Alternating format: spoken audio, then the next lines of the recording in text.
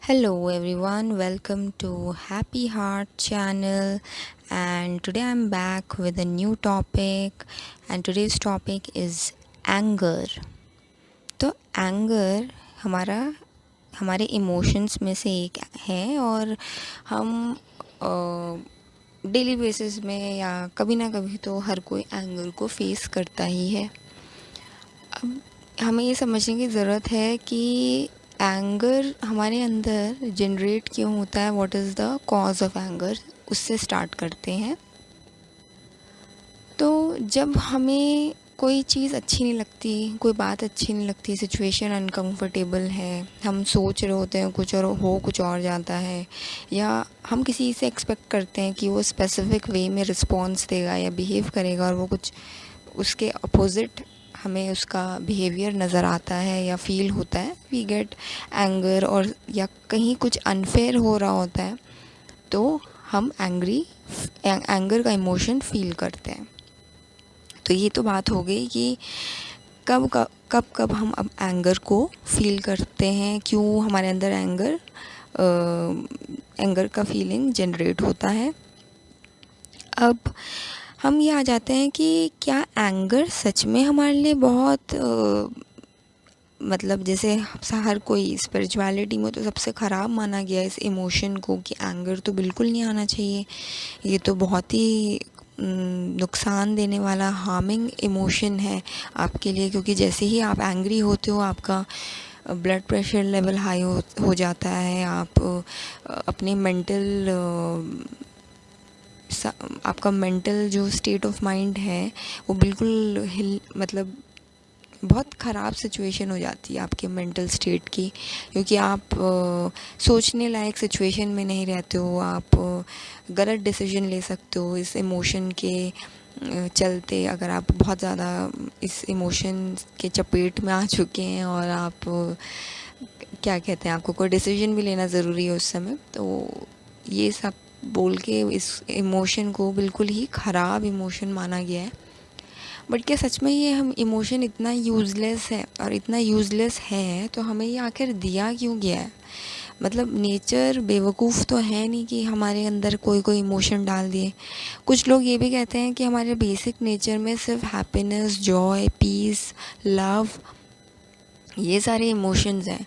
But जो ये anger है, ग्रीड है, या जेलसी है, या कुछ इमोशंस ऐसे हैं जो सबको पता है कि वो बहुत अच्छे, मतलब वो एक्वायर्ड माने जाते हैं, वो हमारे बेसिक नेचर का पार्ट नहीं था, वो with time, with human evolution ये चीज़ हमने एक्वायर करी है, due to competition, due to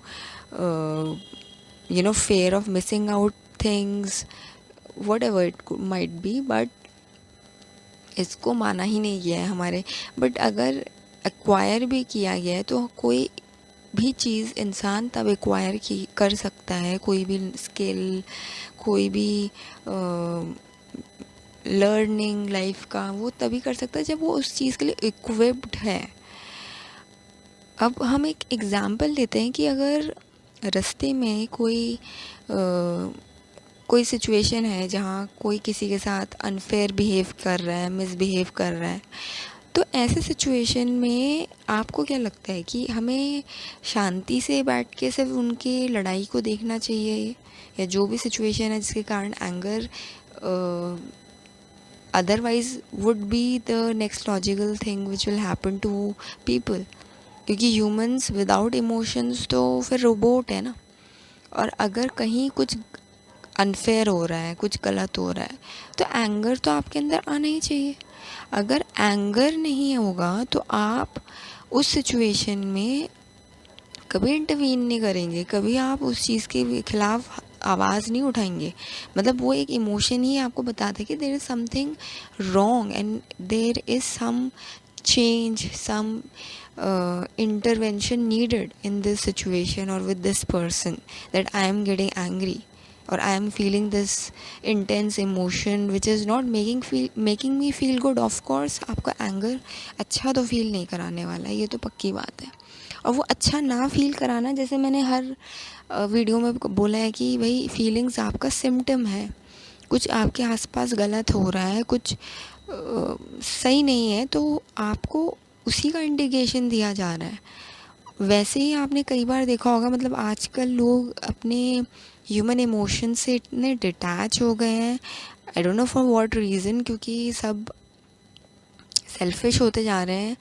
अब रियल सेल्फिशनेस यहाँ आती है कि जहाँ आप कहीं कुछ गलत होते हुए देख रहे हैं और आपसे इतना भी नहीं बन पड़ता कि आप उसके अगेंस्ट कुछ स्टेप ले ताकि उस चीज़ को रोका जाए, उसके लिए कुछ किया जाए। और एंगर को हमेशा आपको लड़ाई झगड़ा या वॉयलेंस करके ही आपको एक्सप्रेस नहीं करना है। उस इमोशन ने आपको बता दिया है कि समथिंग इज़ रॉन्ग।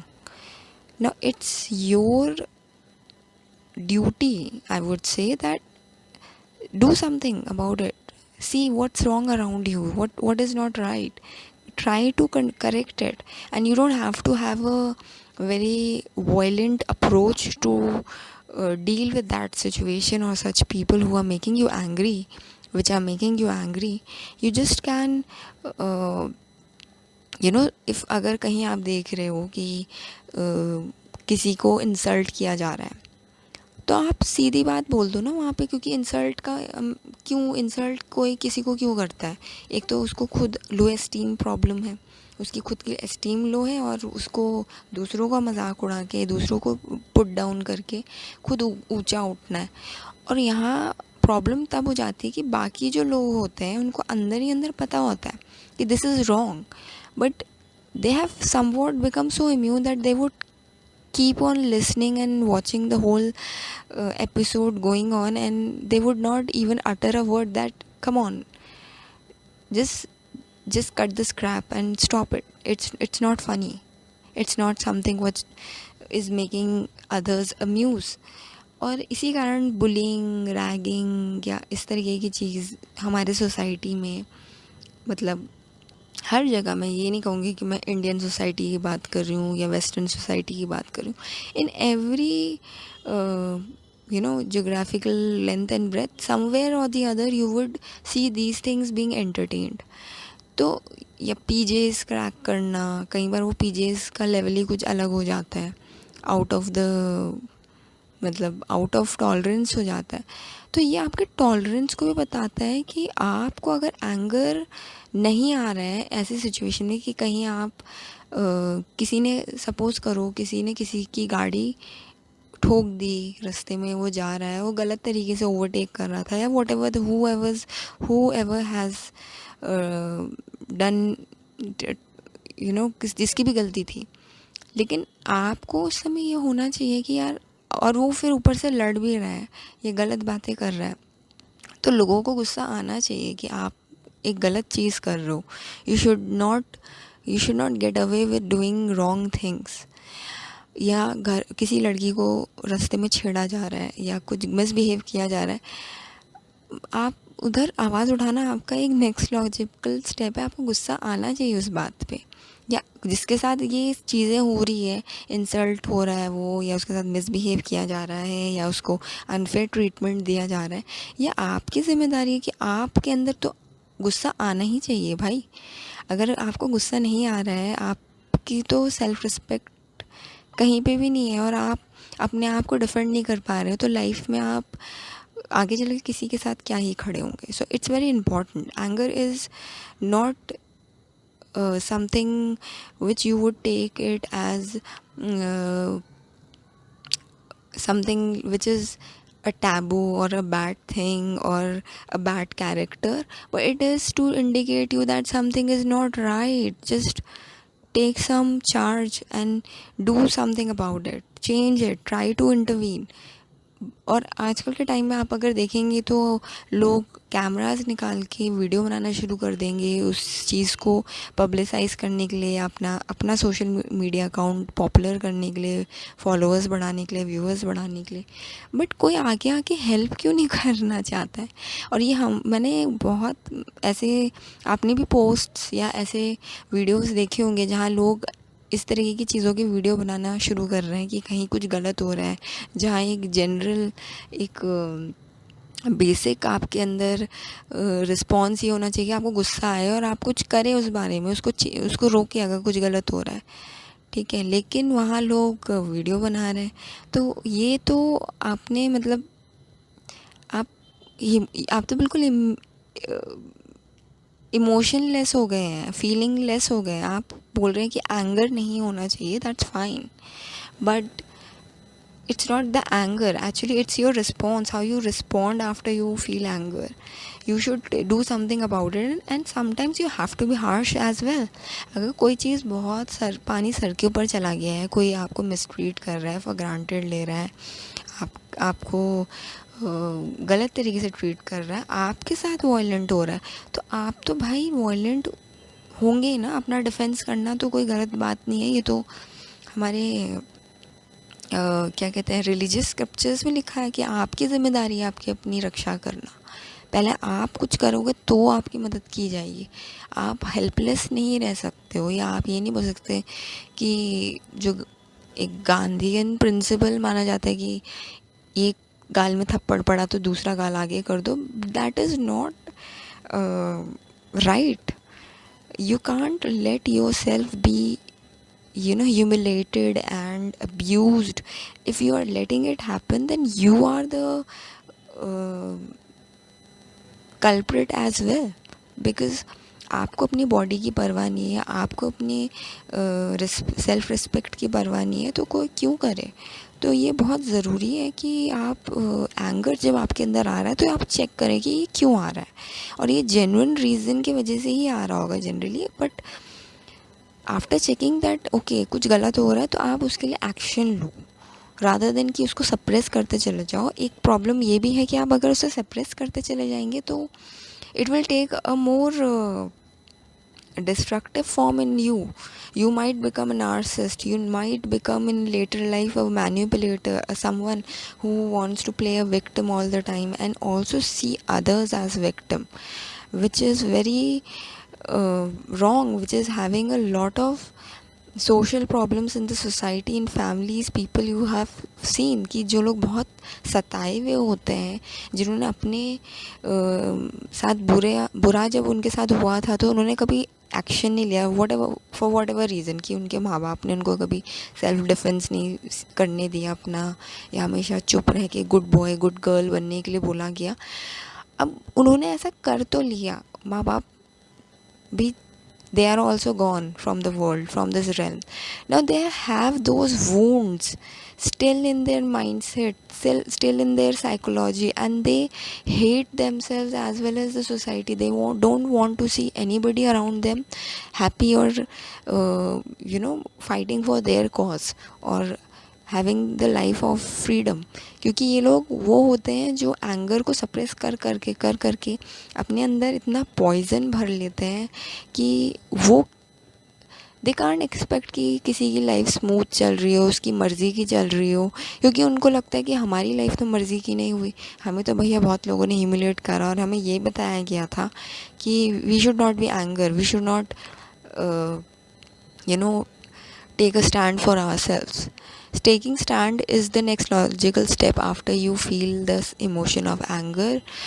और आपकी ज़िम्मेदारी है कि पहले आप खुद की मदद करें, खुद के लिए खड़े हों, खुद के लिए फ़र्स्ट स्टेप लें, तब आपके लिए भगवान भी आगे आके आपकी हेल्प करता है।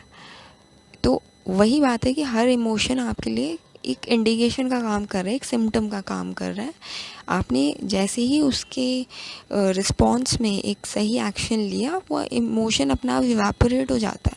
कई बार आपको लड़ाई करना भी ज़रूरी होता है, क्योंकि आप लड़ाई करते क्यों हैं? किसी को भी लड़ाई करना in normal scenario would not be accepted, it would not be adopted. But आपके साथ अगर कुछ गलत हो रहा है और आप कंटिन्यूसली देख रहे हैं कि सामने वाले के अंदर बिल्कुल इमोशंस नहीं है, बिल्कुल आपके प्रति कोई कंसिडरेशन नहीं है, वो सिर्फ ह्यूमिलेट कर रहे हैं, आपको यूज़ कर रहे हैं, तो आपको गुस्सा आना एक नॉर्मल सा इमोशन है, नॉर्मल प्रोसेस है। आपको समझना चाहिए कि उस केस में you need to defend yourself. और हाँ, आपको एट टाइम्स लड़ना पड़ सकता है, आपको एट टाइम्स वॉयलेंट भी होना पड़ सकता है। अगर आपको कोई रास्ते में चलते हुए अगर सपोज़ कोई गॉड फॉरबिड छेड़े, तो क्या आप वॉयलेंट नहीं होंगे? या वहाँ आप क्या करेंगे? वहाँ आप करुणा और अहिंसा का मार्ग थोड़ी चुनेंगे। ऐसे तो फिर हमारे जो फ्रंटियर्स में जितने भी सोल्जर्स हैं वो भी वहाँ करुणा का और अहिंसा का पाठ पढ़ाते रहें और हमारे देश की रक्षा हो जाए। तो ये चीज़ समझना और करेक्ट करना अपने अंदर बहुत ज़रूरी है। आई होप आपको एंगर के बारे में क्लैरिटी मिली होगी कि ये कैसे हमारे अंदर जनरेट होता है, क्यों होता है, हमें क्या करना चाहिए, क्या ये हमेशा हमारे लिए ख़राब होता है, और इसका बेसिक आइडिया क्या है। Anger is just to tell you that something is not right around you with people whom you are with, and you need to tell them that, dude, I don't like the way you have treated me, or something is not right around you, you are being humiliated or you are being taken for granted, whatever it is. You need to check it at that very time when you feel this emotion. So I hope you gained some insight about anger, आपको इस बारे में clarity मिली होगी और अब आप अपने anger को बेटर मैनेज कर पाएंगे। एंगर मैनेजमेंट का मतलब भी ये नहीं होता कि आप सप्रेस करते रहेंगे। एंगर मैनेजमेंट का मतलब ये होता है कि अब आपका रिस्पॉन्स क्या होना चाहिए, किस वजह से आपको एंगर आया था, उसको एनालाइज करिए और फिर रिस्पॉन्स दीजिए, rather than keep on suppressing it and being good for the society. Good society has nothing to do with your life. उनको कोई मतलब नहीं है सोसाइटी के लोगों को कि आप what are you going through and what is what are your sorrows. Nobody is going to solve your sorrows, you have to. तो आई होप आपको ये मेरा वीडियो अच्छा लगा हो और आपने इससे कुछ सीखा हो। प्लीज़ इसको लाइक शेयर सब्सक्राइब करिए हैप्पी हार्ट चैनल को, और always be a happy heart, always have a happy heart, and do comment if you have any suggestions. I'll like to know, or any experiences of your I would like to know. So thank you very much for watching this video.